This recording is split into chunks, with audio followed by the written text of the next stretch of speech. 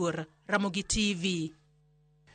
Jatend migao machon Raphael Tuju okwedo ketho mar chiwo neno ne miriambo ni obile kinde manowacho ni jomoko noluwe kendo gikelo pondo mare. Tuju korka kore wacho ni ok onyal kwayo kwach kich ng'uono kuom mago mosetimore kendo singo ni odhi luwo buch mwandu ne nyaka giko mare maonge luoro moro amora. E nyim jang'ad bura Stella Atambo, Doho ma Kibera noweyo Tuju thuolo kod rambun mar siling 100,000 kendo nyiso kinde momako ne burano mondo ne ni Tuju oyudo oboke mar P3 ma yiene yudo thieth makare.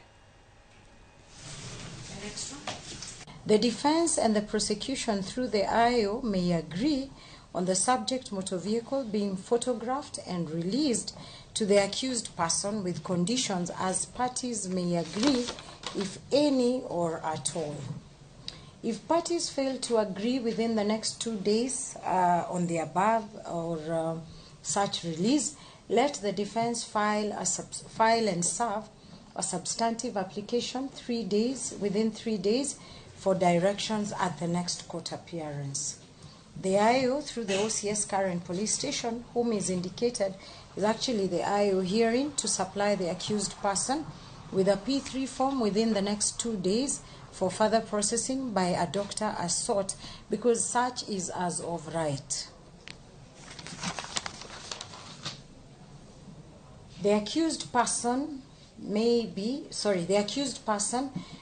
and is hereby released on a personal bond of Kenya shillings 100,000 with one contact person. So if the DCI would think that for a moment I have any apologies to make to them for having escaped whatever those who are following me, then I'd like to tell them that they're free to arrest me for hiding, to arrest me for getting away from them, because by getting away from whoever was following me, that's why I'm standing in front of you today.